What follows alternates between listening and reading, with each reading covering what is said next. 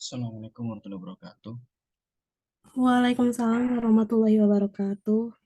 Salam sejahtera untuk kita semua. Selamat pagi, Mbak Syeida, Mbak Wian. Baru berdua aja? Atau ada yang nambah lagi nanti? Saya kurang tahu ya, Pak. Hmm.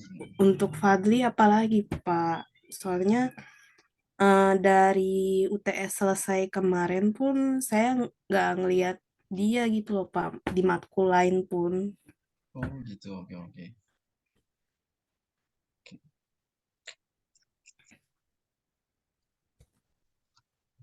Mau presentasi kalian berdua atau gimana? Mungkin iya sih, Pak. Soalnya juga saya kurang tahu juga Safira nanti masuk jam apa join jam berapa kan saya juga kurang tahu ya, Pak. Heeh. Jadi mungkin em, mulai aja presentasinya sekarang aja ya, Pak ya. Oh iya, udah boleh, boleh. Boleh, silakan disiapkan.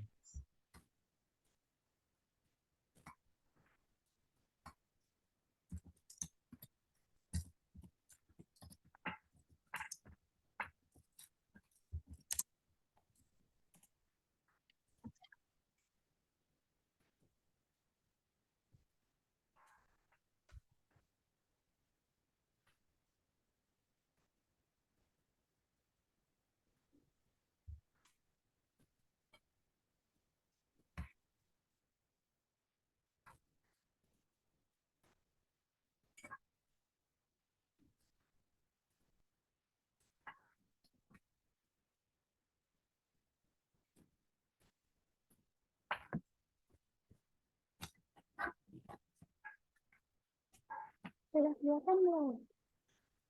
Belum, Wi. Belum kelihatan. Nah, ini baru kelihatan. Eh, Silakan. di slideshow, Wi.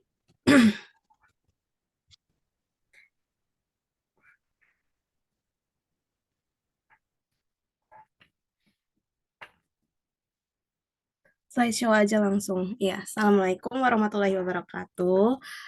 Selamat pagi. Terima kasih Bapak Ahmad Budi Trisnawan. Maaf kalau saya salah nyebut nama ya, Pak. Terima kasih untuk memberikan kesempatan kita untuk presentasi di pagi hari ini. Presentasi kita hari ini adalah project yang kita buat untuk tugas UAS akhir dan project kami buat adalah game tentang game mobil. Boleh slideshow, Wi?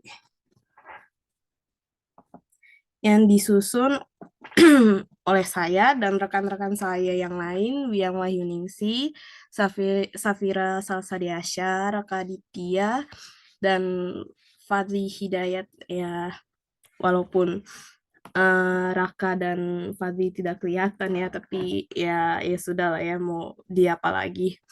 Nah, kita Apa? eh, kita akan mulai dari flowchart game mobil. Nah, flowchart itu ialah diagram yang menjelaskan alur proses dari sebuah program. Dalam membangun sebuah program flowchart berperan penting untuk menerjemahkan proses berjalan sebuah program agar lebih mudah dan mudah dipahami. Bagian yang diawali dengan terminator dan bagian-bagian lain dengan fungsi yang berbeda pula. Nah, flowchart itu berperan penting dalam menentukan sebuah langkah ataupun fungsionalitas dari sebuah proyek pembuatan program yang melibatkan banyak orang sekaligus. Selain itu, dengan menggunakan bagan alur, proses dari sebuah program akan lebih jelas, ringkas, dan mengurangi kemungkinan untuk salah penafsiran. Penggunaan flowchart dalam dunia pemrograman juga merupakan cara yang bagus untuk menghubungkan antara kebutuhan teknis dan non-teknis.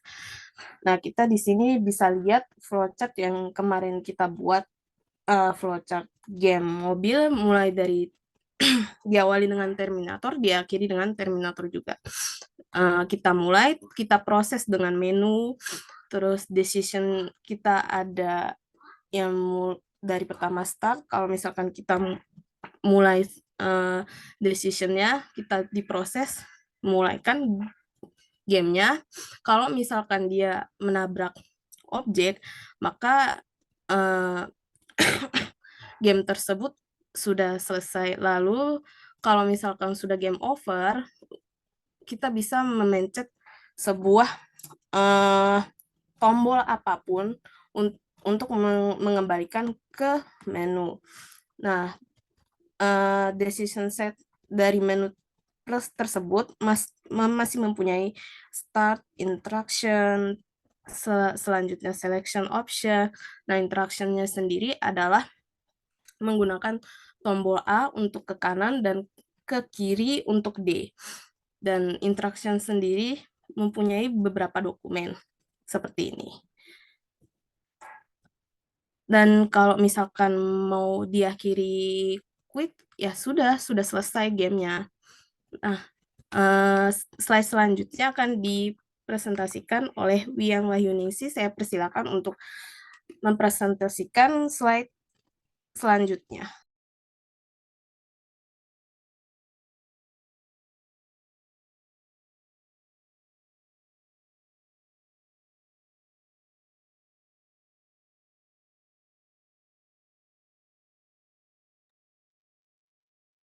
Baik, telah menjelaskan tentang mengimplementasikan ke dalam. Boleh diperbesar Mbak suaranya Mbak.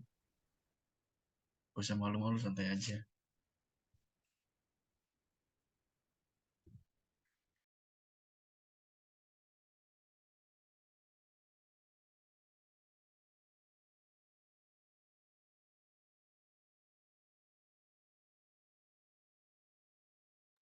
Apa suaranya memang kecil? Ya udah Gak nggak apa-apa, apa-apa. Wi. Ya, Lanjut santai aja, aja. Wi. Lanjut aja.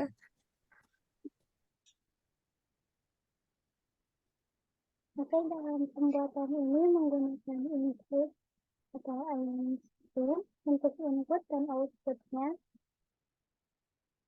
Untuk menampilkan hasil antarmuka kepada penggunanya menggunakan input atau kanal A dan include dosa untuk menangani interupsi mengeluarkan suara dan include time H yang berisi fungsi-fungsi dan memanipulasi waktu. Yang kedua menggunakan dotoksi yang berfungsi menentukan letak outputnya. Function ini menggunakan fungsi header include Windows R.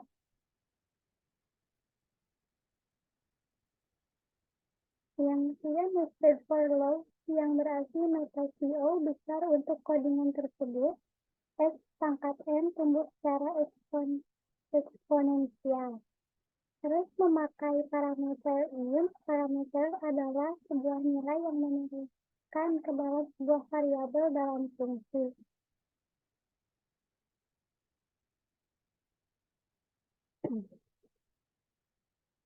Memakai collision function yang penyelesaiannya terjadi tabrakan, dikatakan terjadinya collision jika dua buah sel atau indeks arah yang sama.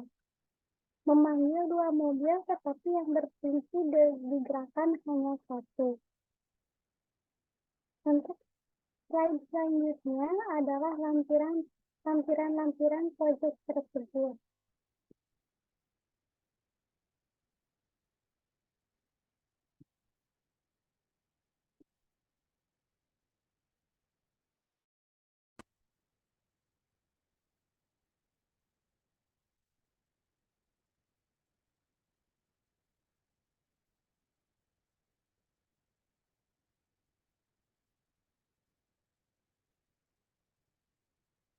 Nah, ini untuk lampiran proyeknya.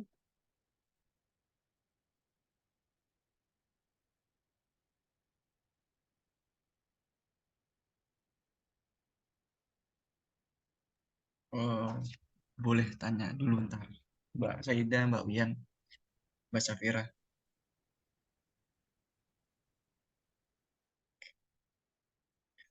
Ini sebelum saya lanjut, boleh ditampilin dulu nggak Mbak ke programnya, biar saya juga tahu.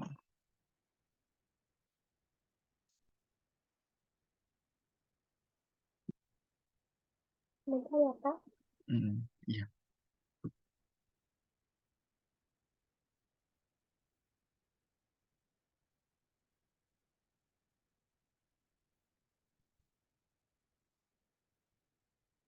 Coba dijalankan Mbak Saida.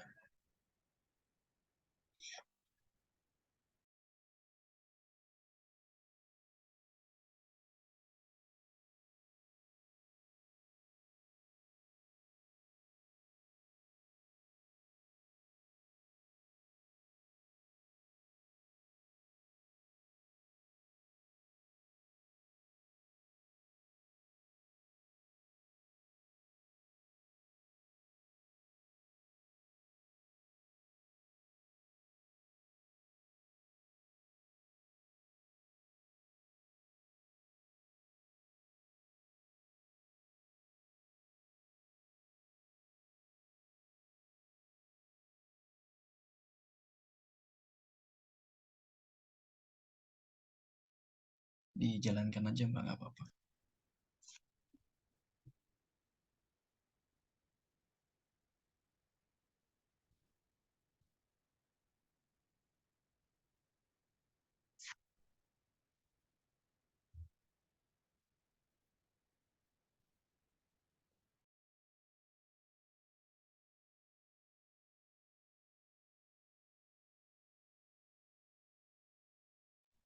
Coba di-compile dulu deh, Vi. Compile dulu, habis itu di running, Vi. Compile dulu. Sebelah kiri, kiri, kiri, Vi. Kiri.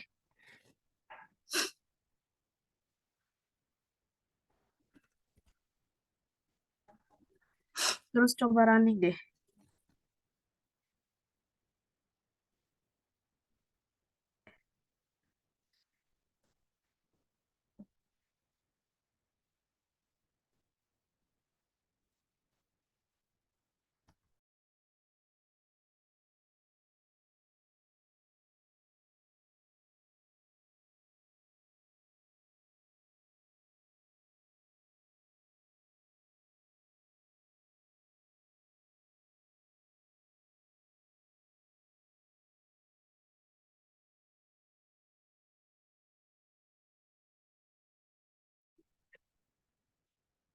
Nggak apa-apa Mbak kalau nggak jalan. Yang penting kalian sudah berusaha, karena ini perempuan semua. Saya juga Aduh, maaf ya Pak, ya saya nggak kira apa-apa. soalnya tuh saya coba beberapa ide lain gitu Pak, buat apa namanya, kayak kayak tadinya kan saya awalnya nggak mau game kan Pak, yang lain gitu Pak, terus em, kayaknya sulit nih, ya udah saya ambil jalur lain, ya udah game aja gitu. Cuman beberapa game itu ada beberapa yang error Pak, jadi saya kayak aduh gimana ini ya, ya Allah. Udah gitu saya nggak berani running itu eh codingannya, karena ya itu tadi Pak, takut takut gagal, makanya saya kemarin tuh saya save aja, nggak saya running. Cuman saya ada beberapa hasil dari orang-orang tuh masih berhasil kan Pak, terus saya coba kan Pak, tapi tuh di saya malah error. Jadi saya ya udah putus asa Pak, kemarin tuh bener-bener. Nggak apa-apa. Saya juga kan selalu bilang ke kalian, terutama di kelas ini ataupun ke kelas kalian juga selalu bilang, nggak apa-apa. Yang penting intinya kalian paham apa yang saya ajarkan. Ini itu dulu. Kalau masalah jalan atau tidak itu kan nanti akan berjalan dengan waktunya kan, seperti itu kan. Karena kan namanya membuat sebuah program itu ketika di awal, apalagi kalian eh, baru istilahnya baru terjun ke dunia program seperti ini, mau tidak mau kan perlu banyak belajar, perlu banyak cari referensi. Itu yang selalu saya ke kantor ke kalian ataupun ke kelas kalian seperti itu. Jadi nggak apa-apa, nggak sempurna nggak apa-apa. Yang penting kalian paham apa yang saya sampaikan dulu. Itu dulu sih sementara. Jadi kalaupun nanti berjalan, berarti kan suatu keberhasilan buat kalian juga. Nantinya kan apalagi kalian kuliahnya di sistem informasi, lebih membahas kepada sistemnya. Artinya adalah kalian ini sebenarnya bisa menggunakan atau bahkan bisa membuat sebuah program. Intinya itu. Kalaupun nanti ketika berjalannya waktu, kalian ada kendala, tidak apa-apa, boleh didiskusikan, boleh ditanyakan, ataupun boleh diajukan ke dosennya masing-masing, baik itu ke saya ataupun yang lain silakan. Jadi nggak apa-apa kalau saya orangnya simple aja. Yang penting kalian sudah mau berusaha buat tugasnya, buat bersyukur buat saya. Artinya kalian menghormati saya, begitupun saya juga akan menghormati kalian. Saya juga akan menghargai kalian. Jadi payah kalian walaupun cari referensinya ada kesalahan tidak apa-apa, nggak masalah buat saya. Mungkin Mbak Safira baru masuk, ada yang tanyakan? Atau mungkin Mbak Safira ingin menjalankan programnya, silakan. Bisa juga, santai aja.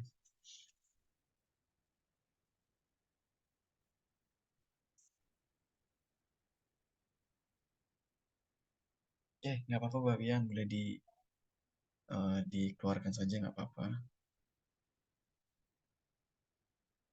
Nah, karena kebetulan inilah kalau sesuai dengan jadwal sebenarnya minggu terakhir.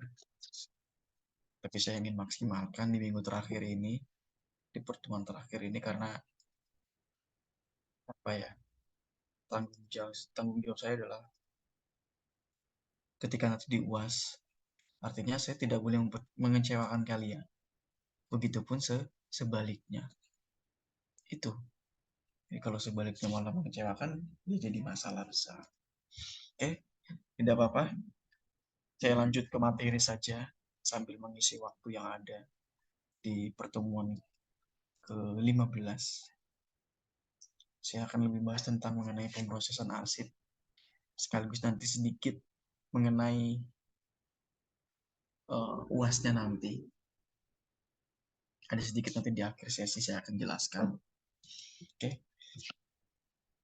Di pendahuluan arsip, arsip itu adalah sebagai bagian kalau kalian tahu atau kalian mengerti pada saat kalian sekolah dulu. Pasti kalian datang ke sebuah perpustakaan untuk membaca. Itulah dikatakan sebagai sebuah arsip. Artinya banyak buku di situ, kemudian banyak berkas yang digunakan. Nah, tetapi berbanding terbalik ketika kalian kuliah. Kalian menggunakan laptop, kalian menggunakan alat untuk mengerjakan atau alat untuk menyimpan, itu dikatakan sebagai sebuah arsip. Nah, ketika struktur penyimpanan data tersebut ada di dalam namanya yang sekunder, artinya bisa dalam bentuk disk, bisa dalam bentuk hard disk, bisa dalam bentuk yang lain, artinya itu adalah sebagai sebuah alat untuk penyimpanan. Kenapa seperti itu? Contoh, kalian mempunyai flash disk. Itu alat penyimpanan kalian, alat untuk data kalian. Hard disk internal, hard disk eksternal, banyak sekali. Apalagi sekarang penggunaan SSD sebagai bagian untuk apa? Tidak lagi menggunakan apa namanya, hard disk internalnya sebagai bagian dari itu. Salah satu bagiannya. Kalian sudah sedikit mengerti, kalian sudah sedikit paham. Ketika kalian waktu SMA, dia diajarkan seperti ini, tetapi ketika kalian masuk kuliah, diajarkan mengenai hal ini. Biasa. Ketika dalam melakukan sebuah penyimpanan, apalagi yang bentuknya disk sebagai alat penyimpanan, yang pastinya adalah kita harus apa? Harus menyimpannya dengan baik. Agar apa? Agar datanya tidak bocor, tidak tersebar kemana-mana. Itu yang menjadi bagian di dalam arsip. Kalau data disimpan dalam sebuah arsip, artinya penggunaan file, sewaktu-waktu kita bisa dapat membukanya kembali, kapanpun yang kita mau. Misalkan contohnya, kalian tengah malam misalkan, terbangun dari tidur misalkan seperti itu. Ternyata kalian ingat, oh ada tugas yang belum saya kerjakan. Atau mungkin ada tugas yang sudah saya kerjakan, kemudian saya ingin meneruskan. Tinggal dibuka kembali. Kapanpun waktunya. Nah, dari situ, maka arsip itu memungkinkan untuk menyimpan data secara permanen. Secara, kalau permanen itu ya seperti sebuah rumah. Ada tembok, ada besi, ada genteng, misalkan seperti itu. Sudah permanen. Artinya tidak bisa, misalkan ingin dihapuskan ya. Contoh misalkan arsip tentang tugas kalian hari inilah contoh. Kalian simpan, kemudian sewaktu-waktu kalian buka. Kemudian kalian tidak mau menghapusnya, ditaruh secara permanen di dalam laptop kalian, di dalam disk kalian itu. Ataupun bisa mengaksesnya kembali nanti apabila kita memerlukannya. Kapanpun kita bisa memerlukannya. Yang tadi saya bilang, tidak terkendala dalam waktu maupun kesempatannya. Kapanpun bisa digunakan atau bahkan bisa diperlukan. Contoh misalkan kalian apa ya? Yang tadi saya bilang, simpan data kalian di dalam disk kalian, di dalam laptop kalian. Kemudian ketika laptop tersebut sudah tidak bisa digunakan kembali atau bahkan sudah berat, terkadang kan laptop ada jangka waktunya ya sekitar 5 tahun misalkan sudah berat. Kemudian kalian ingin pindahkan ke laptop yang baru atau bahkan ke disk yang tersedia. Kita bisa gunakan itu sebagai alat perantaranya. Kalau ingin disimpan ke dalam sebuah laptop yang baru, ya silakan. Kalau ingin disimpan di dalam disk kalian juga silakan. Artinya kapanpun bisa kita gunakan itu. Kemudian, secara umum, bahwa arsip atau dikatakan sebagai sebuah file itu artinya menyimpan sebuah informasi dari kategori yang sama. Contoh, misalkan informasinya tentang apa ya, tentang data mahasiswa lah di TTS misalkan. Informasi tentang data mahasiswa. Kemudian tiba-tiba ada yang mengundurkan diri. Misalkan seperti itu. Secara otomatis namanya tetap akan menyangkut di situ. Karena apa? Walaupun secara tidak langsung, nama itu akan muncul di dalam sebuah kampus. Dengan cara penggunaan itu, maka kita bisa gunakan yang dikatakan sebagai sebuah informasi. Kapanpun kita bisa gunakan itu sebagai alat untuk memberikan sebuah informasi ke orang lain.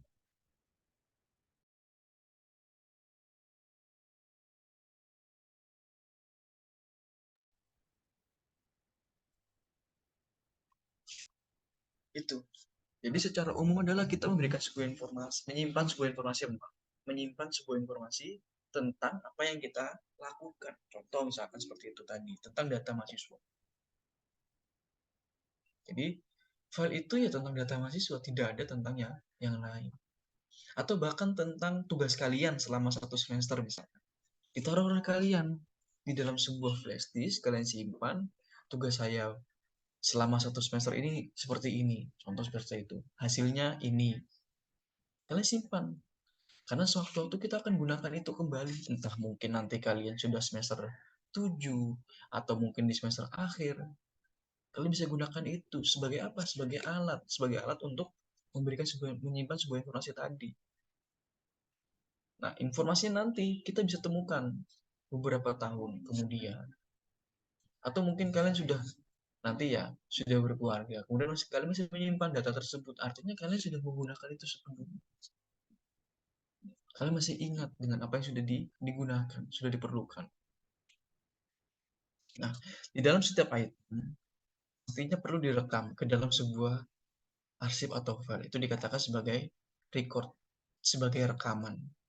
Rekaman jejak lah, boleh dikatakan itu. Jejak data misalnya seperti itu. Tentang apa.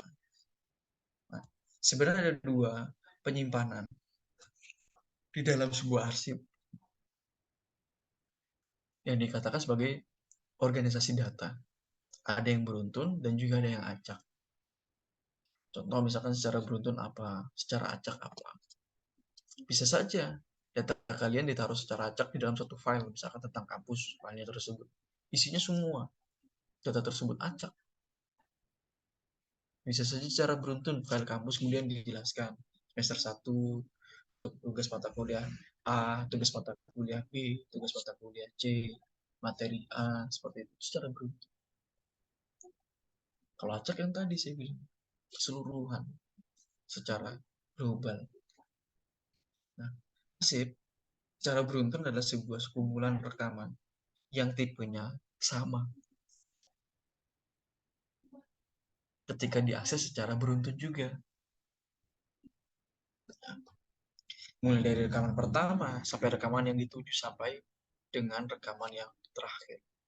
Artinya recordnya kalian sudah simpan di situ. Kalian sudah gunakan sebelumnya, kemudian kalian simpan secara beruntun. Artinya ketika menggunakan itu nanti secara berurutan. Kalau ingin digunakan, kalau ingin diperlukan. Jadi itu. Nah, secara tidak langsung, beruntun secara seperti ini. Rekaman pertama misalkan, rekaman kedua, kelanjut ketiga, keempat, kelima, hingga keenam. Entah yang ketujuh, ke-8 sampai ke N. Ini sudah kita katakan sebagai maksimalnya. Di sini sudah maksimal. Karena apa? Yang kita tuju sudah ada sampai rekaman terakhir. Ini sudah dikatakan sebagai sebuah struktur arsip secara beruntun tidak jauh berbeda dengan dikatakan sebagai struktur array. Yang menjadi perbedaannya adalah elemen array tersebut didefinisikan ke dalam sebuah memori. Sedangkan arsip ini didefinisikan dalam sebuah penyimpanan yang sekunder. Medianya sekunder. Kalian tahu banyak lah tentang media penyimpanannya. Apa bisa saja melalui memori card kalau ingin disimpan. Karena banyak sekali media penyimpanan itu banyak sekali untuk saat ini. Kalau waktu zaman saya tidak banyak seperti saat ini, paling hanya flash disk. Disket mungkin kalian tahu. Zaman saya masih sekolah seperti itu. Itu sebagai alat untuk penyimpanan. Tapi tergantikan oleh flash disk. Lama-lama tergantikan oleh hard disk external. Lama-lama digantikan nanti nggak akan tahu lagi kita berapa lama lagi kita akan menemukan sama sebagai alat penyimpanan data, penyimpanan sebuah informasi. Perbedaan lainnya itulah cara aksesnya. Cara aksesnya bagaimana? Misalkan seperti itu. Apakah perlu memerlukan password? Apakah tidak perlu? Misalkan seperti itu. Bisa saja terjadi. Tiba-tiba data kalian dipinjam oleh teman kalian, kemudian dibuka oleh teman kalian, kemudian disusupi atau diselipkan atau disisipkan data yang tidak jelas, bisa saja terjadi. Karena kita mengakses. Apakah ya sudah, tidak perlu lagi menggunakan password, bisa. Atau bagaimana juga bisa. Nah, jika di dalam array, kita dapat bisa menggunakan indeks. Pada arsip beruntun, rekaman tersebut harus dibaca dari awal rekaman dan satu arah dari rekaman pertama sampai rekaman yang terakhir. Secara beruntun, secara keseluruhan. Agar apa?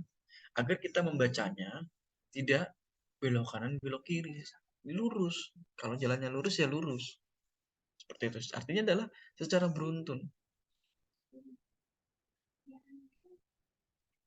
Nah, selain itu, di dalam sebuah array, kita bisa mengakhiri nama sebuah pemrosesan. Apabila pencatat indeksnya tersebut sudah melebihi array n atau nilai maksimal tersebut.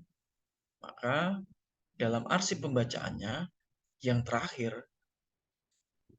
itu sudah sampai pada tanda atau yang menandakan bahwa ini dikatakan sebagai akhir dari sebuah arsip, sebuah file. Artinya kita tidak perlu melakukannya lagi karena dikatakan sudah maksimal.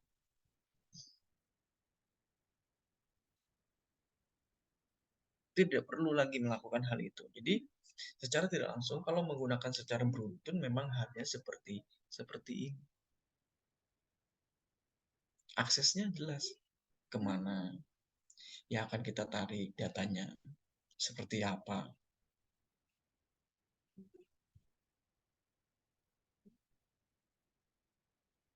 Jadi secara tidak langsung memang walaupun dikatakan secara keseluruhannya adalah dibaca secara beruntun dari mulai 1, 2, 3 sampai dengan 10 sampai dengan akhir dari prosesnya tersebut, ya halnya seperti itu tadi. Agar apa? Agar kita fokus dengan satu titik tersebut, tidak ke titik yang lain.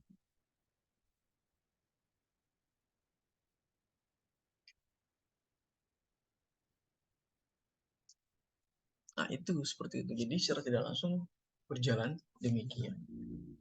Nah, di dalam sebuah deklarasi arsip tersebut ada yang namanya rekaman yang dibagi menjadi tipe dasar ataupun tipe terstruktur.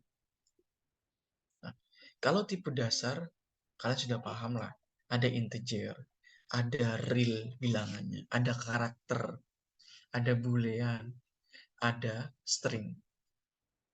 Ini yang sudah kalian pelajari. Ini yang sudah kalian temukan. Seperti yang tadi sekalian buatkan, itu sudah ada. Integernya ada, bilangan karakternya ada, booleannya juga ada, stringnya juga ada.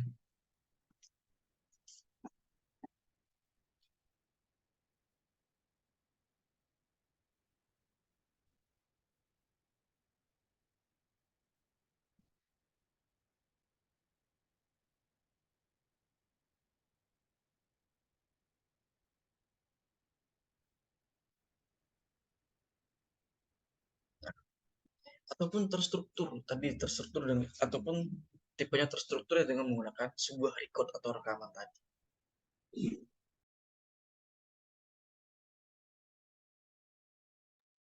Nah, itu yang dikatakan.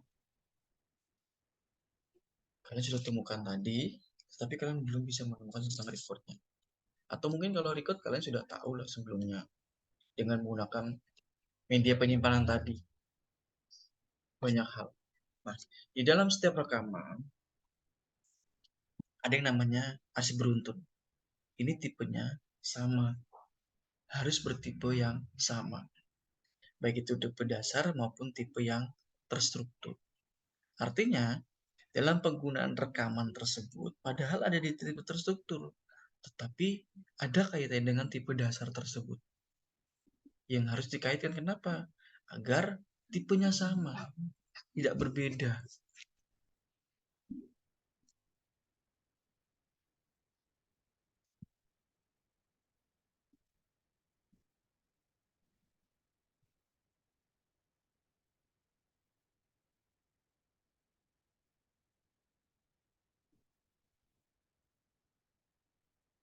Itu tadi. Jadi kita tahu, oh ternyata untuk menggunakan ini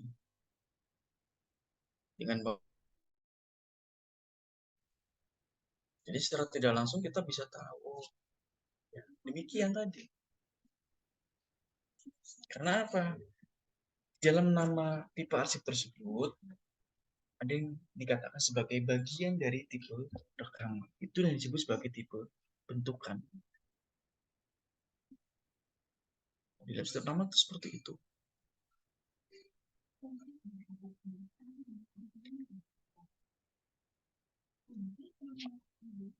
Kemudian dalam arsip bilangan yang berisi sekumpulan bilangan bulat adalah bilangan tersebut bagian dari integer. Karena apa? Yang berkaitan dengan bilangan tersebut. Kemudian, kalau arsip mahasiswa, ini pasti berisi tentang data mahasiswa tadi. Ada NIM, ada nama, ada IP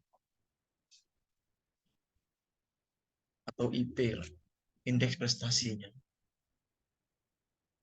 Ketika tipe rekaman tersebut sebagai tipe data mahasiswa,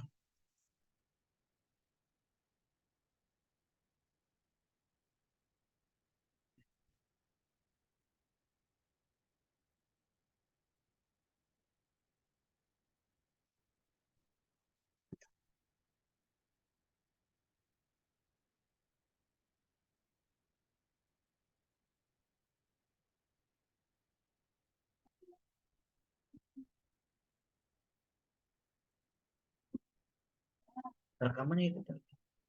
Kalau penggunaan data mahasiswa yang berkaitan dengan NIM, dengan nama, dengan IP tersebut. Nah, mahasiswanya barulah dikatakan sebagai arsip dari data mahasiswa tersebut. Itu.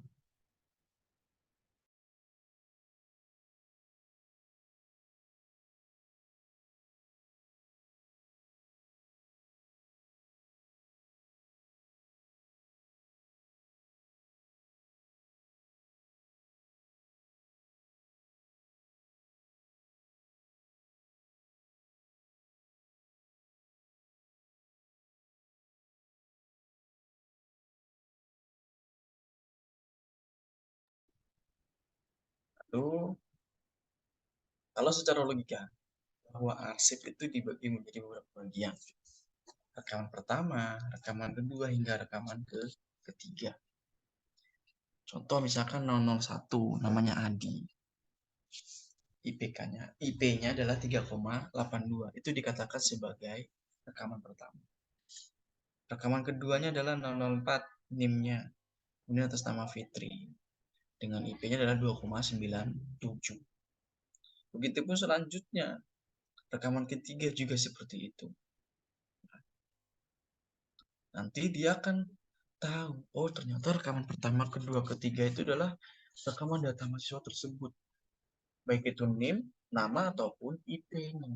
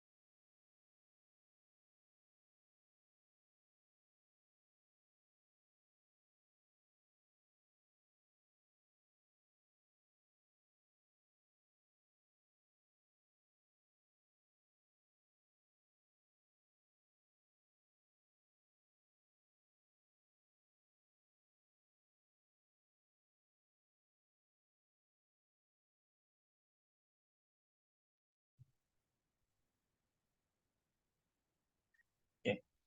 Kemudian, dalam fungsi pustaka, apalagi yang kaitannya dengan arsip beruntun, pastinya terdapat sejumlah instruksi yang secara baku dan dianggap sebagai sudah tersedia sebelumnya. Nah, fungsinya adalah seperti itu. Bahwa pustaka arsip beruntun itu adalah instruksinya itu baku dan yang dianggap sebagai sudah tersedia sebelumnya. Jadi kita tahu, oh ternyata memang penggunaan arsipnya adalah seperti ini.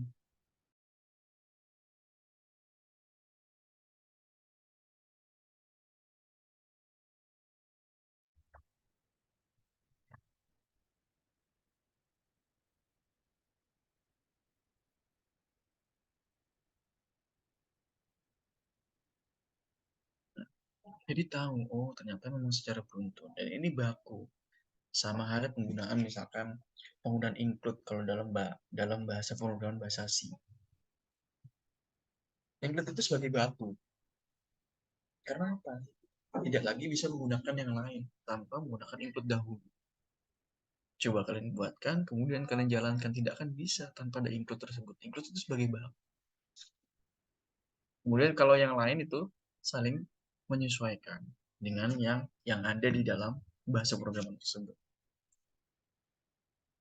Kemudian di dalam pustaka arsip beruntun ada yang namanya open atau buka lah seperti itu.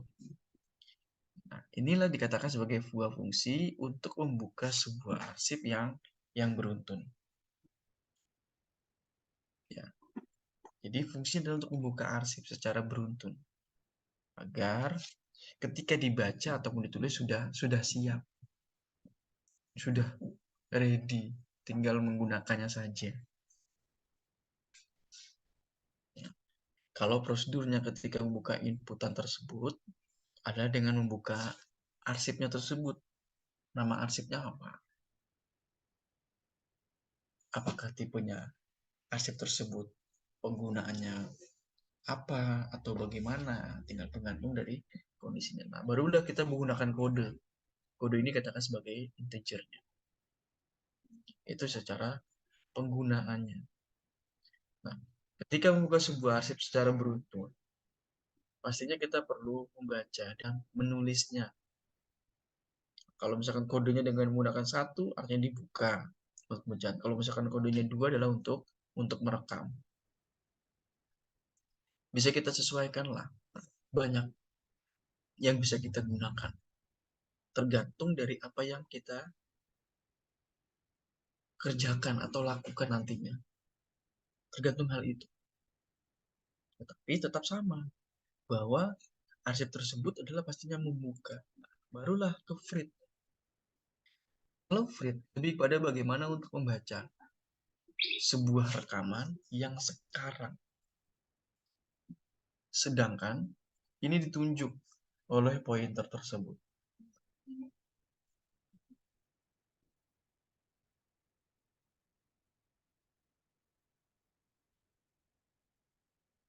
Itu ditunjuk oleh sebuah pointer yang sedang dilakukan.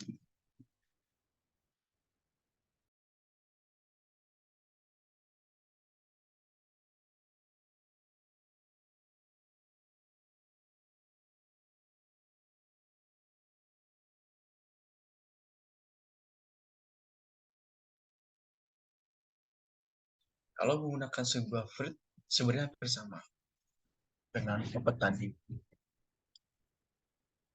Hanya saja, Frit ini lebih kepada outputnya. Output dari rekaman tersebut. Tetap menggunakan perintah open sebagai untuk membuka tadi, membuka arsip yang akan kita lakukan di awal. Barulah rekaman tersebut bisa berisi nilai. Rekaman apa saja yang sudah ditunjukkan oleh pointer, baik itu untuk membaca rekaman tersebut, agar pointernya bisa menunjuk ke awal rekaman tadi pada saat membuka. Ditunjukkan ke yang buka, misalkan seperti itu. Kita tampilkan. Jadi semua akan muncul di situ secara langsung. Barulah kepada F-prime. Kalau F-prime lebih kepada bagaimana untuk bisa menulis sebuah rekaman ke dalam arsip yang beruntun. Nah, prosedur F-write tersebut, kalau pada saat kita menulis rekaman di awal, maka pointer akan menunjukkan pada posisi mana untuk merekam tersebut. Barulah di akhirnya nanti, rekaman tersebut akan berada di dalam sebuah arsip. Pointernya hanya menuliskan ke dalam arsip tersebut, menunjukkannya. Jadi, kalau misalkan menggunakan override pasti adalah untuk menuliskan rekaman tersebut. Agar apa? Agar bisa tersimpan nantinya. Barulah muncul dengan close, menutup. Nah, close ini lebih pada menutup arsip yang sudah dibuka. Tadi misalkan arsip kalian sudah tidak diperlukan kembali, dikeluarkan, ditutup, kemudian diakhiri. Itu. Jadi sebenarnya secara tidak langsung ini kalian gunakan ya berulang lah. Ya, mungkin bisa tidak setiap hari, tapi secara berulang. Kapanpun kalian perlukan itu untuk membuka sebuah file. Dari membuka sebuah file kemudian sampai dengan menuliskan file tersebut atau bahkan menyimpan file tersebut sampai dengan menutupnya kembali. Jadi itu secara keseluruhan berkesinambungan antara lain waktu dengan kapan waktu kita ingin gunakan itu. Nah, kemudian selain keempat instruksi tersebut yang baku, sebenarnya didefinisikan bahwa sebuah fungsi IOF atau end of file ini untuk berfungsi untuk mendeteksi dari akhir arsip tersebut digunakan. Dia mendeteksi akhir arsipnya tersebut. Seperti apa? Karena memiliki fungsi bahwa input dari nama arsip tersebut dikatakan sebagai boolean, bisa true, bisa juga false. Boolean intinya adalah boolean itu adalah pilihan, baik itu true maupun false yang akan kita gunakan. Barulah kita bisa mengembalikan nilai true tersebut jika pointernya tersebut menunjuk ke tanda dari akhir arsip tersebut atau false.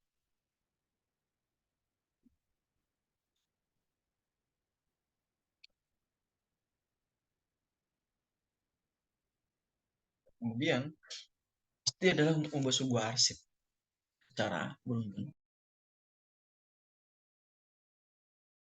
Yang dikatakan untuk bisa membuat sebuah arsip secara beruntun adalah arsip tersebut hanya bisa diproses jika sudah terdefinisi isinya. Kalau belum terdefinisi isinya, kita tidak tahu bagaimana bisa membuat arsip secara beruntun, secara berurutan. Tidak akan tahu.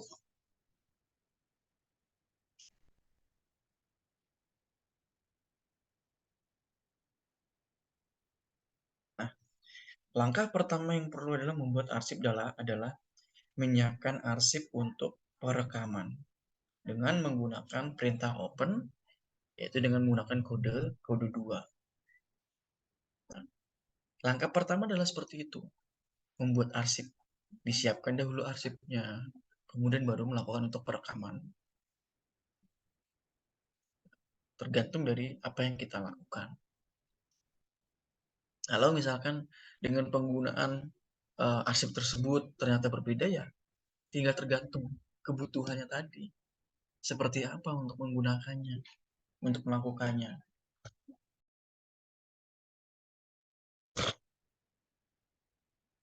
Nah, arsipnya juga perlu diproses dulu.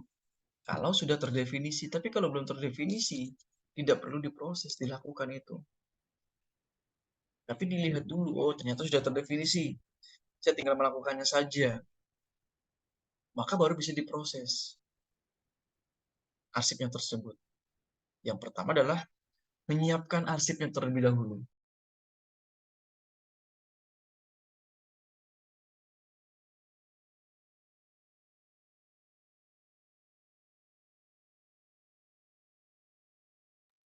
Dengan cara menyiapkan arsip untuk rekaman tersebut, artinya kita menggunakan perintah open, membuka, dengan menggunakan sebuah kode. Tergantung kodenya berapa,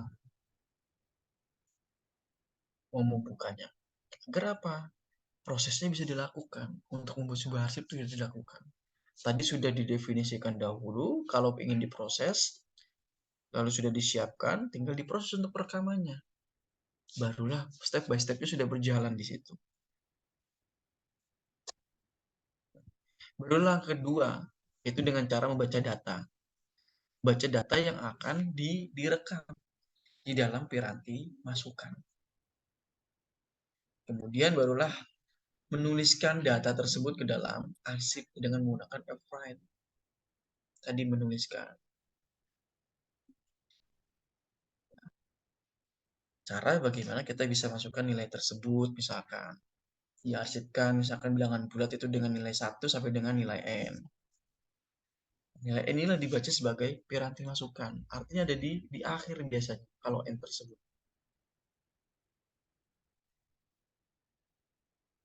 Jadi bisa tahu apa yang kita gunakan, apa yang kita lakukan di situ, ternyata sudah ada yang masuk ke dalam proses pembacaan data tersebut. Direkam, kemudian barulah proses tersebut nanti akan dibaca ke akhir.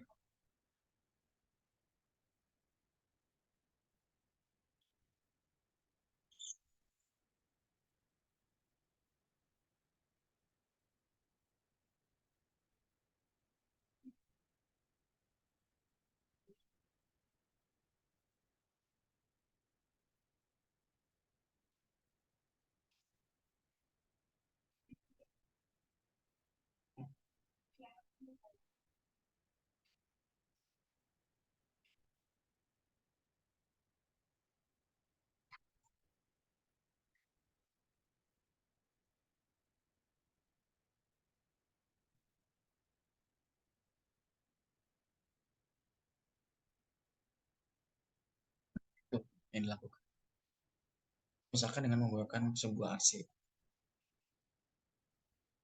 Kita deklarasikan dahulu bilangannya tersebut sebagai bagian dari integer. Nah, ini adalah sebagai integer yang digunakan.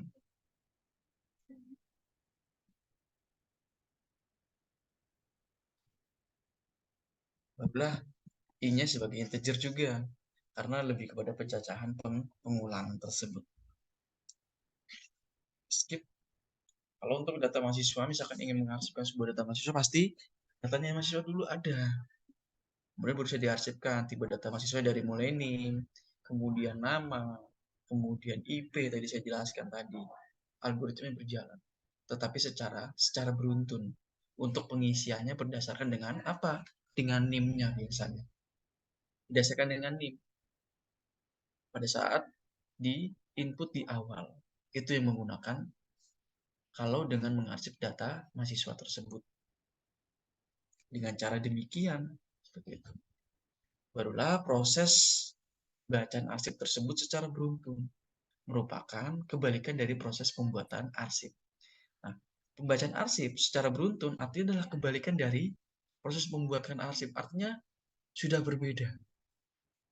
Kalau dengan penggunaan pembacaan arsip. Itu yang berbeda.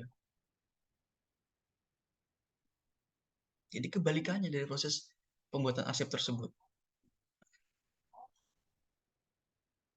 Jelas pasti akan saling berbeda lah istilahnya. Kalau pembacaan pasti dibalikan kepada awal lagi. Kebalikannya. Nah, langkah yang perlu dilakukan adalah menyiapkan arsip tersebut untuk melakukan pembacaan. Menggunakan perintah dari open tersebut.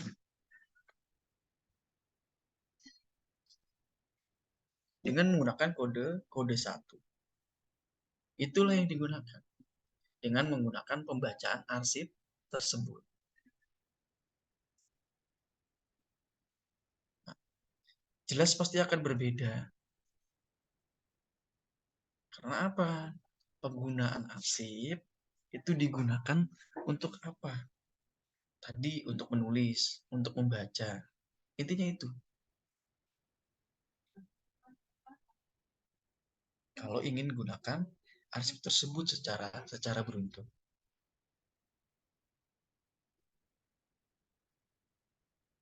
Barulah rekaman nanti akan dibaca satu persatu. Mulai dari rekaman pertama hingga rekaman yang diinginkan. Ataupun sudah ditemukan oleh atau seluruh rekaman selesai dibaca. Nah, rekaman tersebut kenapa dibaca satu persatu? Agar tahu tadi. Karena apa? Karena secara beruntun. Kalau tidak secara beruntun, arsipnya tersebut atau rekamannya tersebut ya tidak bisa dibaca. Karena apa? Tadi acak seperti itu. Ini lebih kepada beruntun. Artinya dibaca satu persatu. Step by step yang ada di situ.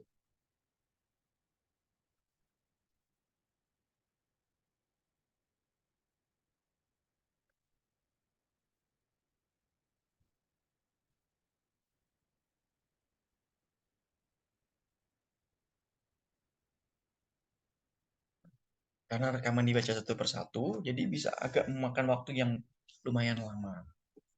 Ya, karena apa? Sifatnya beruntun tadi. Ada di baris pertama diselesaikan dahulu. Kalau barisnya ada 10, ya maka melakukan prosesnya berarti 10 kali proses pembacaan tersebut. Rekamannya dibaca sebanyak 10 kali proses tersebut. Ada banyak sekali rekaman yang dibaca satu persatu tersebut. Kemudian, kalau dalam baca sebuah arsip, ini lebih kepada mencetak sebuah isi dari arsip tersebut ke dalam layar peraga. Artinya adalah ke dalam layar yang bisa kita gunakan untuk melakukan sebuah praktiknya. Tadi seperti tadi juga bilangan itu sebagai integer, n-nya adalah sebagai integer juga, dan x-nya adalah sebagai integer.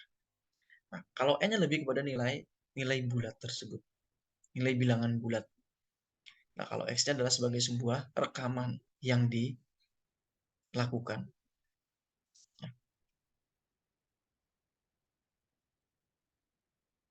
Contoh persoalannya adalah misalkan diberikan arsip mahasiswa. Yang perlu diperhatikan adalah arsip tersebut bisa saja kosong atau mungkin saja kosong. Nah, kita bagaimana bisa menulis untuk bisa menghitung jumlah mahasiswa yang lulus di dalam suatu tahapan pendidikan yang pasti adalah misalkan mahasiswa tersebut IP-nya adalah 2,0. Artinya dari 100 mahasiswa misalkan hanya ada sekitar 50%-nya IP-nya lebih dari 2. Yang lainnya 5%-nya adalah kurang dari 2 tersebut. Artinya kita akan tahu apakah ini data kosong atau belum.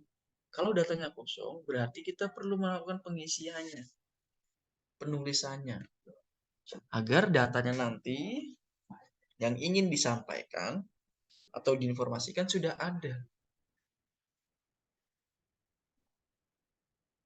Tidak perlu lagi menanyakan hal tersebut karena sudah ada.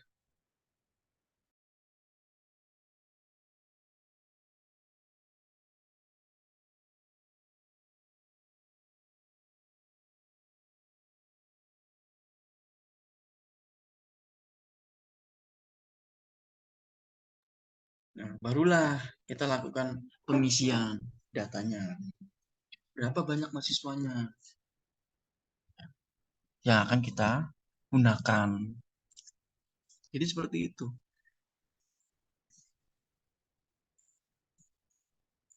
Prosedurnya adalah kita bisa menghitung dulu lulusannya berapa banyak mahasiswa tersebut. Arsipnya ada. Di note datanya tersebut. Nilai datanya berapa. Dari jumlah mahasiswanya berapa. Nilai yang di atas 2 tersebut ada berapa orang. Kita jumlahkan dahulu. Artinya adalah penjumlahan secara langsung. Nilainya berapa.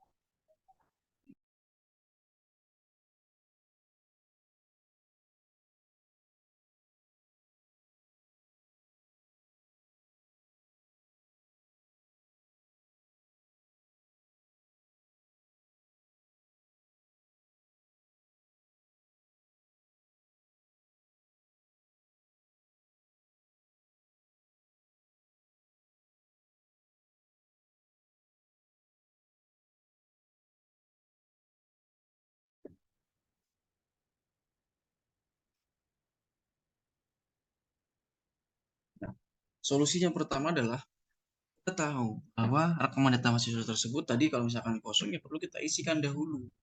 Nilainya dengan nilai 2 tadi tidak ada misalkan kosong. Perlu dibuka dahulu. Buka, kemudian diinputkan rekaman mahasiswa tersebut apakah ada. Jika rekaman mahasiswa tersebut IP lebih dari 0, maka kita lihat nilainya ada berapa orang. Jumlahnya berapa. Baru bisa melakukan penutupan dari prosesnya tersebut. Nah, kalau misalkan solusi yang kedua adalah kita perhatikan dulu. Bagaimana kita bisa tahu? Kita cari data dengan menggunakan NIM. Artinya adalah kalau penggunaan NIM lebih kepada uniknya. Karena apa? Kalau dengan menggunakan nama, pasti bisa saja namanya double. Tapi kalau menggunakan NIM sebagai sebuah parameter, maka nilainya bisa benar. Karena apa? Pasti tidak akan double.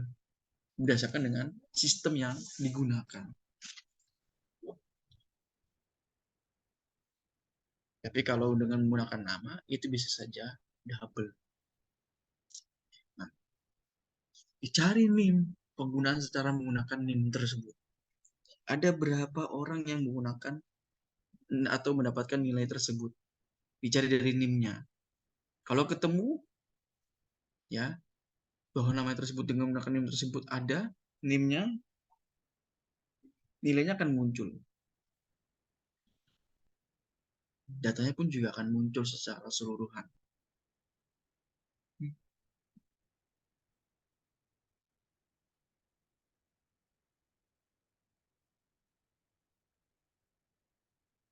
Jadi memang didasarkan karena NIM dulu.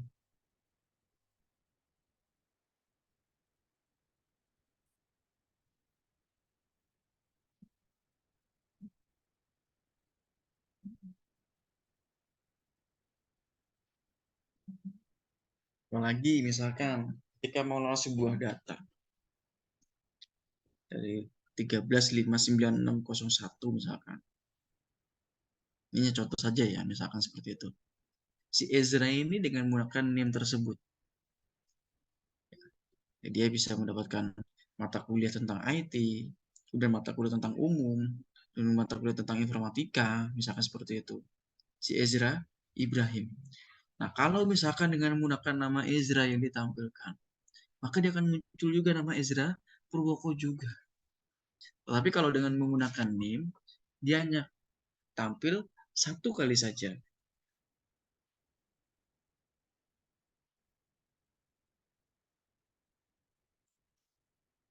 Ya, satu kali saja dia akan muncul.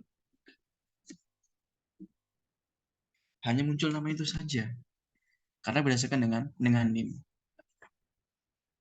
Contohnya misalkan ketika kuliah tersebut, misalkan artinya adalah arsipnya secara beruntun. Karena apa? Berdasarkan dengan NIM. Tidak didasarkan dengan urutan nama. Nah, kalau dengan menggunakan NIM tersebut, misalkan ya ada data nilai tersebut dari seluruh mata kuliah yang diambil oleh mahasiswa tersebut di dalam satu semester. Artinya dia akan memunculkan berapa mata kuliah yang diikuti, mata kuliah yang diambil, misalkan seperti itu. Akan memunculkan. Kalau misalkan namanya kalian bertiga, Mbak Saida, Mbak Wian, Mbak Safira, ikut mata kuliah di dalam semester ini ada sekitar 7 misalkan.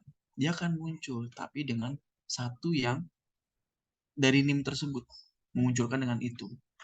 Nantilah baru muncul nama-namanya. Mata kuliahnya saja yang sudah diikuti. Dengan IP-nya berapa, misalkan seperti itu. Itu yang akan memunculkan. Nah, satu orang mahasiswa tersebut bisa saja memiliki beberapa mata kuliah tadi, saya bilang. Dan setiap mahasiswa mungkin tidak sama mata kuliahnya yang diambil. Kalau misalkan ini kan karena bergantung dengan SKS-nya. Kalau SKS-nya 24 artinya adalah full yang diambil mata kuliahnya. Bisa saja 8, bisa saja 9. Atau bahkan bisa saja 10. Bergantung.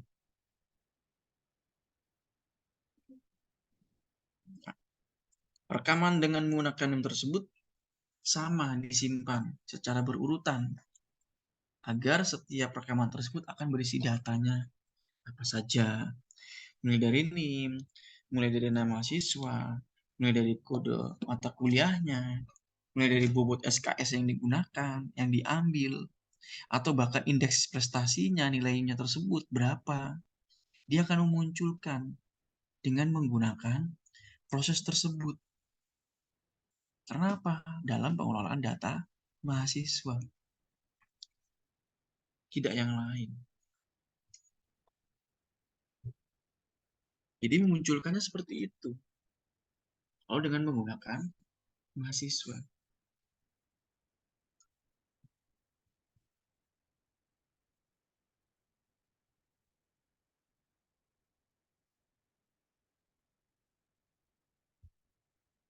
Jadi memang secara tidak langsung, kalau dengan menggunakan hal tersebut, kita bisa tahu, oh ternyata dengan menggunakan NIM akan memberikan informasi yang selanjutnya, misalkan seperti itu. Jadi bisa menampilkan nilai-nilainya tersebut.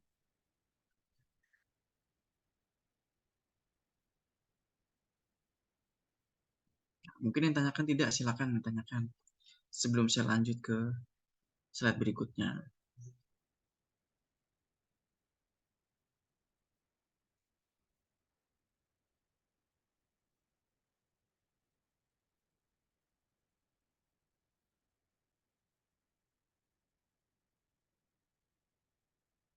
Atau mungkin masih bingung, silakan.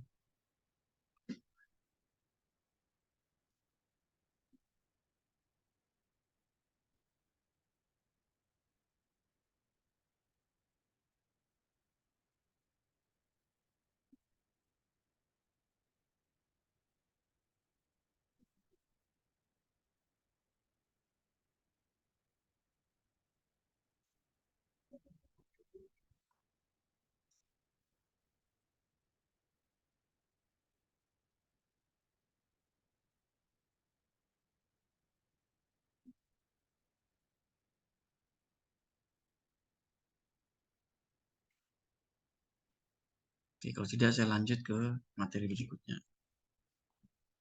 Nah, kalau dideklarasikan, tadi sebenarnya sudah ada secara ada NIM-nya sebagai integer, ada namanya sebagai string, ada kode mata kuliahnya sebagai string, ada SKS-nya sebagai integer, ada indeksnya sebagai karakter. Itu bisa saja terjadi seperti itu. Karena emang didasari dengan apa? Dengan apa yang kita gunakan nantinya.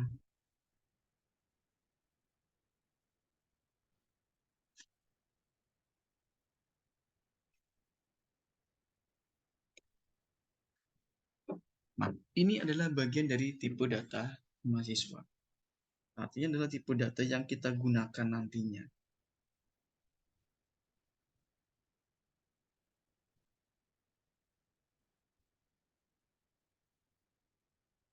Kuliahnya barulah sebagai arsip dari nilainya tersebut, karena arsip adalah arsip dari mahasiswa.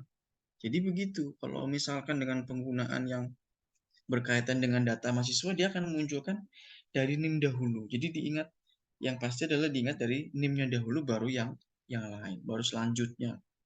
Seperti itu, jadi memang secara berurutan lah. Kalau ingin digunakan.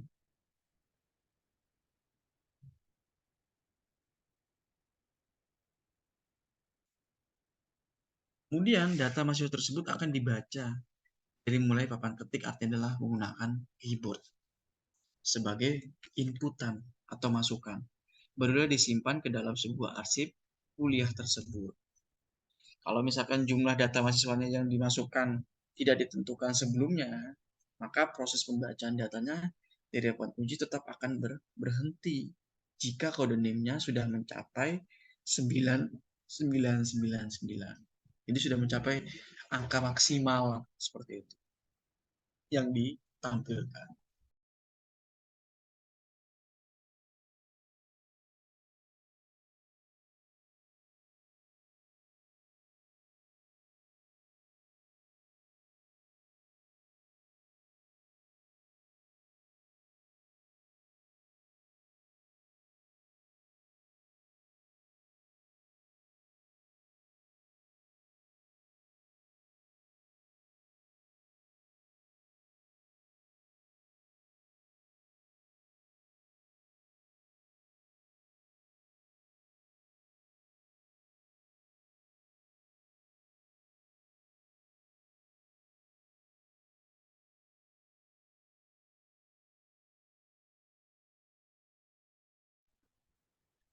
Jadi kalau datanya full, sudah melalui uji terakhir, dia akan berhenti secara tidak langsung.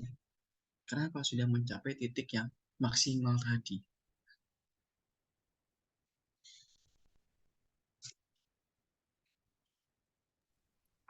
Pak mau nanya Pak, kalau misalkan apa namanya kan tadi saya lihat tuh record awalnya tuh NIM ya. Berarti kan kalau NIM itu kan berarti berbagai angka dong ya Pak. Berarti record itu diawali dengan angka-angka kan begitu kan Pak? Iya benar. Oh berarti Gini Mbak Saida pasti kan di TTS memiliki nomor unik ya. iya. Nomor unik itu berarti kan NIM kan. Nah, kalau misalkan saya cari nama Mbak Saida di data, pasti akan muncul banyak Mbak Saida Naura Nabila, Mbak Saida Nabila Naura, atau Mbak Saida siapa gitu. Pasti akan muncul secara keseluruhan. Nah, kalau menggunakan NIM dengan nomor tersebut pasti muncul namanya Mbak Saida Naura Nabila, tidak yang lain. Karena apa? Dasarnya adalah itu. NIM. Jadi saya anggap unik lah. Unik itu bukan arti ini ya, maksudnya bukan ya berarti jadul ya, bukan. Maksudnya unik itu adalah nomor tersebut tidak ada lagi selain yang lain. Yang dimunculkan adalah nama tersebut. Kalau menggunakan nama pasti akan muncul banyak. Tapi kalau dengan menggunakan NIM, di setiap contoh misalkan Mbak Saida, mohon maaf ya Mbak, beberapa kali kuliah misalkan, di setiap kampus pasti nomornya NIM-nya Mbak Saida pasti akan muncul. Begitupun juga pada saat ini di TTS juga akan muncul seperti itu. Jadi lebih keunikannya lah dengan menggunakan nomor tersebut. Jadi bisa tahu, oh ternyata memang nomor tersebut memang digunakan untuk pencarian data mahasiswa. Yang paling mudah dengan menggunakan NIM. Tapi kalau jangan menggunakan nama pasti akan muncul banyak. Apalagi nama saya, ya Mbak, familiar gitu loh. Banyak orang menggunakan nama Budi. Ahmad Budi pasti banyak. Tapi saya cari uniknya adalah dari nomor induknya tadi. Yang membuat unik adalah nomornya tersebut secara integer. Atau masih bingung Mbak Saida? Yang saya tangkap lebih ke ini, Pak. Jadi record itu eh, memakai kode-kode unik ya, Pak ya. Berarti kode uniknya itu dalam bentuk angka ya, Pak ya. Betul angka. Saya tangkapnya gitu, Pak. Oke. Terima kasih Betul. ya, Pak. Ya. Jadi saya jelaskan lagi. Ini kan sudah angka maksimal ya Mbak. Iya Mbak Safira, Mbak Saida. Ini maksimal. Pasti otomatis dia akan berhenti. Kecuali nilai ini masih ada lagi setelah ini. Karena terkadang memang ada kalau apa ya, jarang sih dengan penggunaan berhenti pada saat penggunaan NIM tersebut kecuali kampusnya tersebut memang sudah memberikan batas berapa jumlah maksimal NIM-nya tersebut. Kalau dua dari itu dia sudah berbeda. Nah, yang menjadi dasarnya adalah kalau dengan penggunaan nama tadi, yang tadi saya bilang banyak sekali orang penggunaan nama. Satu nama akan memunculkan beberapa orang. Tapi kalau satu NIM, dia akan memunculkan satu orang dengan beberapa mata kuliah yang sudah diikuti. Tadi misalkan, contoh misalkan seperti ini nih. Sebentar.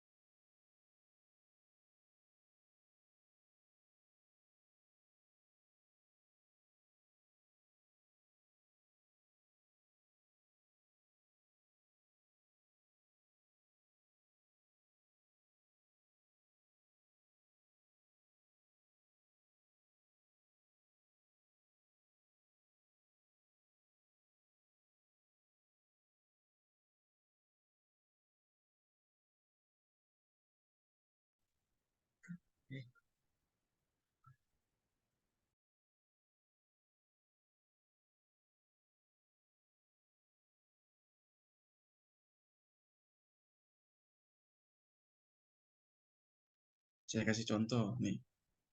Sorry. Namanya Mbak Saida misalkan.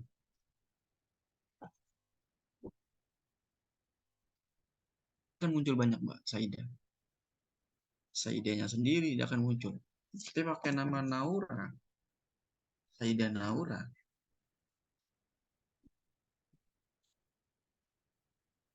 Tarik. Dia akan muncul lagi.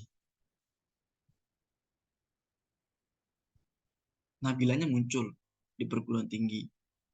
Nabilanya juga, nah, itu kan muncul juga di datanya tersebut. Begitupun juga dengan nama ini, dia akan muncul. Nama Mbak Saida muncul, nama Naura muncul, nama Nauranya muncul juga, nama Nabilanya muncul juga. Jadi secara keseluruhan, dari satu data nama saja, bisa saja sama.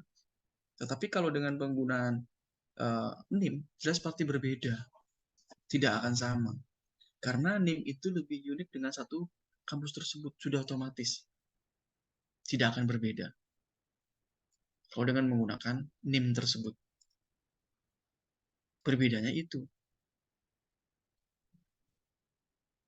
Tapi kalau dengan menggunakan yang lain, dia akan munculnya juga.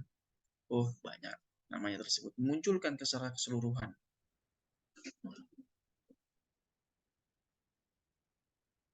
Jadi memang secara tidak langsung, kalau dengan menggunakan satu nama saja, dia akan memunculkan secara keseluruhan.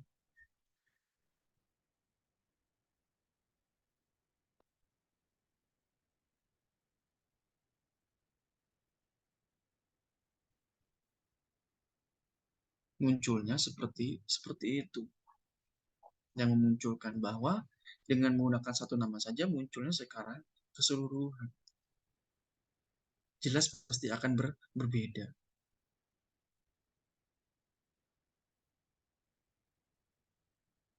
Jadi satu nama saja sudah seperti itu. Dengan menggunakan satu tulisan saja akan memunculkan secara keseluruhan. Di sini sudah mulai paham lah ya mengenai hal tersebut. Oke, saya lanjut ke materinya. Sebenarnya ada solusi lagi. Solusinya adalah merekam data tersebut, di input nilainya dari berdasarkan dengan nilai misalkan seperti itu. Ini pun juga akan muncul banyak kalau berdasarkan dengan nilai tersebut.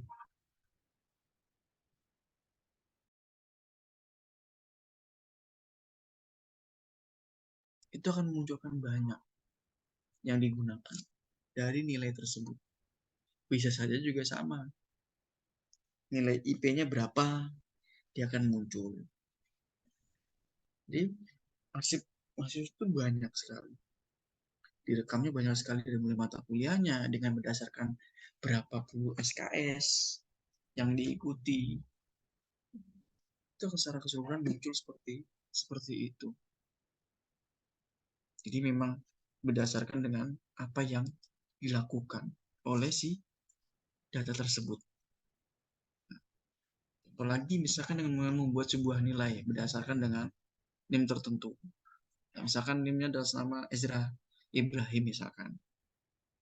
Orangnya akan munculkan ini satu nama, dia akan memunculkan beberapa mata kuliah dengan hasilnya, dengan SKS tersebut berapa. Di sini saja sudah ada 8 SKS dengan jumlah 3 mata kuliah.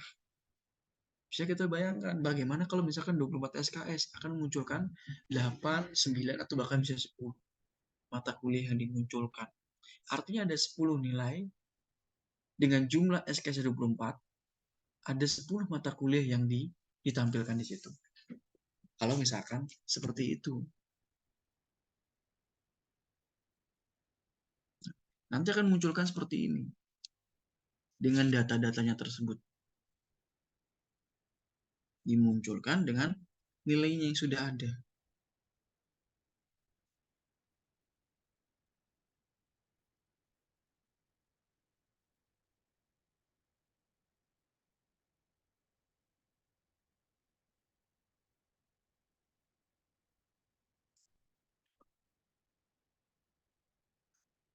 Program yang tadi sudah jadi adalah sebagai penyimpanan arsip yang dihasilkan dari data mahasiswa.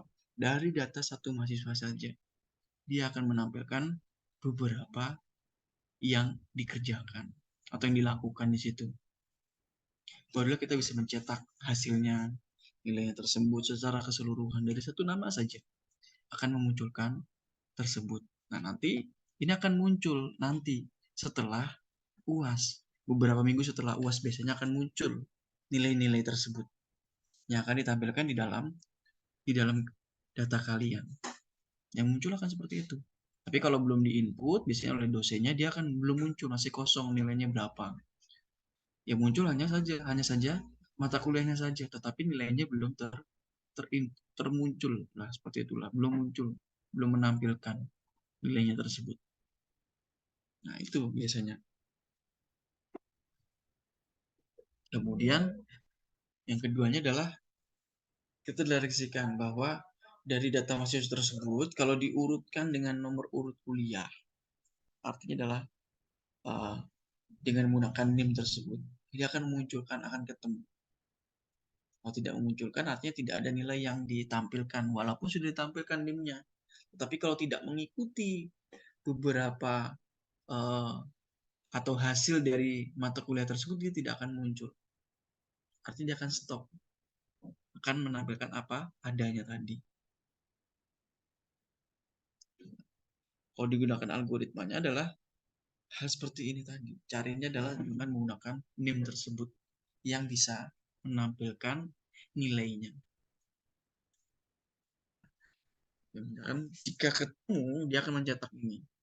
Data tadi nama daftar mata kuliahnya, dari namanya siapa, NIM-nya siapa, berapa, mata kuliahnya apa saja yang akan dimunculkan dengan menggunakan SKS dan nilainya tersebut. Nah, artinya adalah dengan menggunakan data mahasiswa tersebut seperti itu, kalau secara beruntun. Sedangkan secara acak, dari panjangnya rekaman arsip tersebut akan diakses secara acak. Ya. Dan juga bisa diakses secara langsung tanpa melalui proses pencarian melalui rekaman lain. Kalau acak seperti itu, bisa ditampilkan tanpa melalui pencarian rekaman yang lain. Nah, oleh karena itu, arsip bisa diakses secara acak. Sangat cocok digunakan dalam bidang reservasi pesawat terbang, sistem perbankan, aplikasi lain yang memerlukan akses data secara cepat terhadap data tertentu. Ini bisa saja terjadi.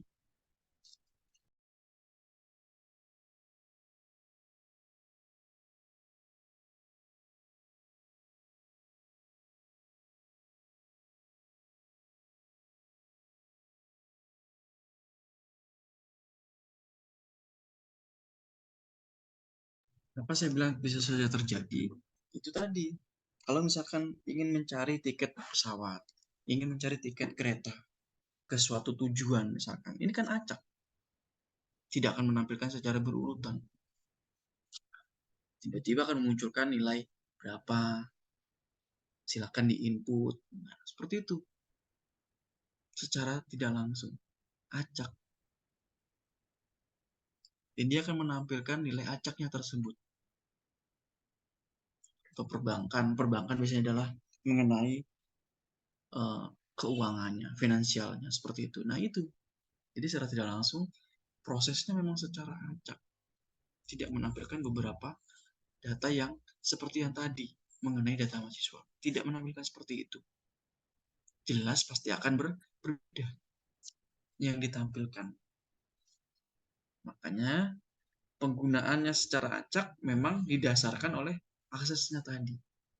Seperti apa aksesnya, bagaimana akan dilakukan aksesnya tersebut, itu didasari dengan itu. Nah, karena panjangnya rekaman tersebut bersifat tetap, maka lokasinya dari suatu rekaman tersebut relatif terhadap awal berkas tersebut yang bisa dihitung sebagai fungsi dari kunci rekaman tersebut. Misalkan dari 0 ke 4, artinya ada 4 byte yang dilakukan di situ. Di dalam satu kotak tersebut ada 4 byte. Ada 4 byte terus menerus. 0, 4, 8. Nah, dari 8 ke 16 ada 4 byte. Padahal berbeda jauh, 2 kali lipatnya. Di 16 ke 20 ada 4 byte seperti itu. Nah, sampai ke byte offsetnya, artinya sudah dibatasi.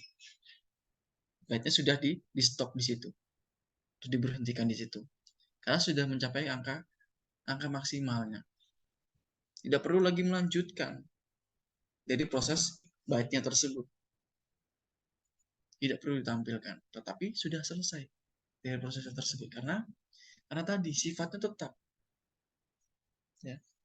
Hanya saja lokasinya tersebut relatif berada di awal, didasarkan. Seperti apa relatifnya? Apakah ada perbedaan dengan menggunakan arsip yang acak ini? Karena memang kuncinya dari rekaman tersebut. Berapa banyak, berapa kali prosesnya yang dilakukan. Kalau dengan menggunakan arsip tersebut, arsip secara acak. Itu yang didasari. Jadi, step by step-nya memang dilakukan seperti itu.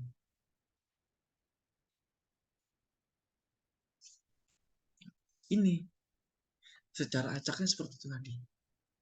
Didasari dengan itu. Jadi memang baitnya masing-masing baitnya tersebut secara tidak langsung memang apa tadi? Secara acak tadi ya. Tapi lokasi tetap satu tempat di awal tadi. Nah, barulah perintah bakunya yang bisa kita gunakan di dalam proses arsip tersebut secara acak nih, maaf nih. Ada fopen menyimpan arsipnya tersebut untuk penulisan ataupun pembacaan. Ada juga fclose, ini sebagai menutup sebuah arsip. Ada fread, ini sebagai membaca rekaman dari arsip tersebut. Dan ada fwrite sebagai menulis rekaman ke dalam arsip. Dan ada fseek adalah menempatkan pointer pada posisi tertentu. Nah, perintah baku artinya yang ada di acak pasti berbeda dengan yang ada di beruntun. Kalau di beruntun tadi ada open, ada close, ada write, ada if read. Tetapi di sini ditambahkan ada if six. Artinya dia mau menempatkan pointernya di mana. Ditempatkan pointer tersebut harus sesuai dengan posisi tertentu tadi. Posisinya bagaimana? Misalkan ada di awal, sudah ditempatkan di awal. Posisinya di akhir, dia akan menempatkan di akhir. Jadi dia akan mengarahkan pointer tersebut, menempatkan pointer tersebut kepada posisi tertentu tadi. Kalau berada di awal, secara acak dia akan menampilkan di awal tadi. Kalau sudah di akhir, dia akan menampilkan di akhir prosesnya tersebut. Jadi memang jelas berbeda yang akan ditampilkan. Nah, baik itu open, kemudian close, kemudian read, maupun write, atau plus tambahannya adalah six tersebut. Jelas pasti berbeda dengan beruntun tadi. Secara pengerjaannya. Tanpa terkecuali lah. Jadi memang kondisi perintah bakunya jelas berbeda-beda. Tidak sama. Didasari dengan apa? Dengan penggunaan prosesnya tadi. Proses arsipnya bagaimana yang akan dilakukan, yang akan dikerjakan. Jadi dasarnya adalah seperti itu. Nah, ini buat contoh di samping mengenai hal ini. Men-include misalkan IOStream sama seperti tadi, filenya adalah yang akan dihitung adalah integer i, j dengan jumlah data. Dengan menyimpan data ke file tersebut. Jika ada di D, ya di D. Kalau tidak akan ada di C, ya di C, tergantung dari kebutuhannya. Programnya seperti apa untuk menulis dan juga membaca arsip tersebut. Dari mulai membaca data file tersebut sampai dengan menulisnya di awal tadi. Karena apa? Menyimpan data tersebut pasti dituliskan dahulu. Itulah prosesnya yang dilakukan, yang dikerjakan. Untuk agar kita juga tahu, kalau misalkan dibuka, artinya menyimpan data dengan menuliskan tersebut sampai dengan membaca, artinya membuka data tersebut. Lalu kita baca misalkan ada error, maka secara otomatis error tersebut akan menampilkan.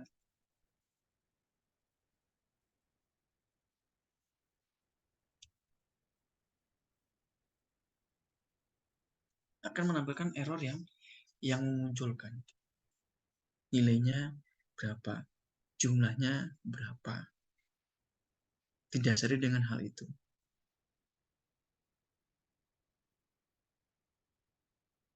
Jadi memang secara otomatis penggunaan arsip itu memang dibutuhkan oleh kita. Lalu misalkan untuk mencetak seluruh data ke dalam sebuah layar, artinya menampilkan datanya tersebut. Ditampilkan secara keseluruhan data tersebut ke dalam sebuah layar yang bisa ditampilkan. Dari mulai baca pertama, baca kedua, ya tergantung. Karena didasari dengan itu tadi.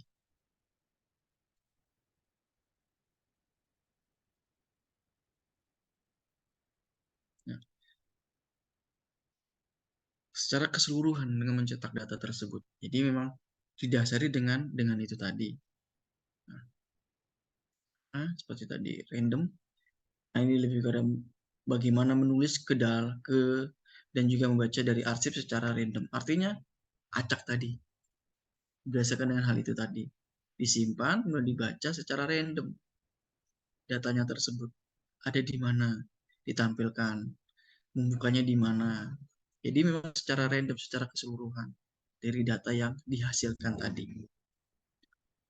Mungkin itu untuk materi hari ini, silakan ditanyakan tidak sebelum saya lanjut ke kesimpulan sama kisi-kisinya sedikit.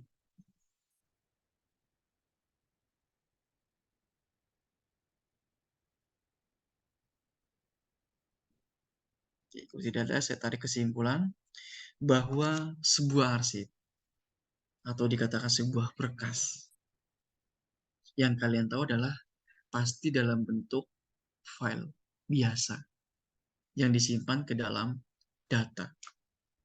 Nah, sama seperti tadi. Ini juga menyimpan sebuah data, tetapi disimpan ke dalam bentuknya sekunder. Artinya menggunakan alat sebagai alat penyimpanan data. Sebagai perantara untuk menyimpan sebuah data. Banyaklah penyimpanan sebuah data itu. Nah, kenapa lebih kepada struktur penyimpanan data tadi? Sebenarnya sama. Menyimpan sebuah data dengan menggunakan alat. Alatnya apa yang akan kita gunakan untuk menyimpan data tersebut? Barulah strukturnya tersebut memungkinkan untuk menyimpan data secara permanen dan juga bisa diakses kembali pada saat kita memerlukannya. Jadi banyak. Kita menyimpan data, menyimpan sebuah informasi secara permanen, kapanpun bisa kita gunakan pada saat kita butuhkan. Karena apa? Bisa sewaktu-waktu kita bisa gunakan itu sebagai alat untuk penyimpanan kita, sebagai alat untuk informasi kita. Nah, dan ada dua cara di dalam sebuah organisasi yang ada di dalam arsip tersebut. Ada yang beruntun dan juga ada yang acak. Tadi sudah saya jelaskan mengenai beruntun maupun acaknya. Tinggal kalian bisa menelaahnya. Seperti apa proses dari dua organisasi tersebut di dalam penyimpanan data. Nah, kemudian kalau dengan arsip beruntun, lebih kepada sekumpulan rekaman yang tipenya sama ketika diakses secara berurutan. Satu persatu dibaca, satu persatu ditulis, satu persatu ditutup. Seperti itu tadi. Secara beruntun. Aksesnya pun secara beruntun, padahal tipenya sama dalam satu rekaman tadi. Mulai dari rekaman pertama sampai dengan rekaman yang akan kita tuju, bahkan sampai rekaman yang terakhir. Artinya prosesnya panjang. Proses pertama sampai dengan yang dilakukan sampai tujuan, atau bahkan bisa sampai yang terakhir pun sudah lama. Prosesnya step by step-nya banyak. Step by step-nya lama yang digunakan. Kemudian, di dalam tipe rekaman tersebut bisa bertipe dasar maupun tipenya terstruktur. Kalau dasar ada namanya integer, ada real, ada karakter, ada boolean, ada string tersebut. Itulah menggunakan tipe dasar. Yang didasari memang dasarnya adalah di awal biasanya. Kalau record, itu termasuk dalam terstruktur. Karena apa? Dia akan merekam Dari mulai menulis sampai dengan membaca, bahkan sampai dengan menutup, dia akan merekam secara keseluruhan di dalam datanya tersebut. Barulah fungsi dalam sebuah arsip beruntun dibagi menjadi 3 bagian, ada open, ada 4 ya. Ada open, ada read, ada write, ada close tersebut. Ada 3 bagian secara beruntun. Nah, kalau itu tadi dengan ada 4 bagian. Kalau dengan menggunakan acak, dia ada 5 bagian plus sheet tersebut. Nah, kalau dengan menggunakan acak, lebih kepada panjangnya rekaman tersebut. Karena berada di dalam sebuah arsip yang diakses secara acak. Secara acak, tetapi tetap. Dan juga bisa diakses secara langsung tanpa melalui proses pencarian melalui rekaman yang lain. Itu dengan menggunakan acak. Jadi bisa kita bayangkan. Kalau dengan menggunakan acak tadi, sebenarnya bisa. Kita tinggal buka, kita akan memunculkan keseluruhan. Acak akan muncul. Tetapi kalau dengan menggunakan beruntun, dia secara satu persatu. Step by step-nya dilakukan di situ. Digunakan di situ. Itu saja untuk materi hari ini. Silakan yang tanyakan sebelum saya lanjut sedikit. Jadi nanti kalian bisa kemungkinan besar di 2 pekan lagi kalau tidak salah ada UAS. Artinya adalah di akhir Januari. Dan saya tidak ada tugas lagi ke kalian di kelas kalian. Karena ini adalah tugas akhir kalian untuk membuat sebuah project. Dan ini akan menjadi nilai tambahan ke UAS kalian kalau misalkan UAS kalian rendah. Dan pastinya secara penilaian, secara objektif juga saya menilainya. Jadi seperti tadi Mbak Saida dengan Mbak Uyang, ini menjadi nilai tambahan. Karena apa? Kalian melakukan presentasi. Itu artinya adalah, walaupun mengerjakan, tapi tidak presentasi, artinya adalah nilainya pasti akan sedikit berkurang dibandingkan dengan yang presentasi secara langsung. Tidak apa-apa seperti tadi Mbak Uyang. Saya menganggap Mbak Uyang berani, ya, karena sudah melakukan proses presentasi. Saya anggap berani. Nanti pun, kalaupun nanti saya diizinkan lagi dengan mengajar ke kalian, juga akan seperti ini tadi. Tetapi pasti dasarnya ada di awal sini, ada di semester ini. Dan untuk UAS, saya tidak akan keluar dari materi yang ada. Tetap materi yang saya sampaikan. Cuma saya rangkum sedikit mengenai dari pertemuan awal sampai ke pertemuan yang terakhir ini. Itu tentang teori yang pasti. Secara acak, saya ambil beberapa materi, kemudian saya jadikan sebuah soal mengenai mengenai UASnya nanti. Silakan kalian bisa belajar, atau mungkin karena ini juga kemungkinan adalah open book, artinya adalah kalian bisa kerjakan itu di rumah. Biasanya adalah kalian tinggal kirimkan saja ke email yang sudah biasa tertera nanti biasanya. Seperti itu. Dan untuk prakteknya,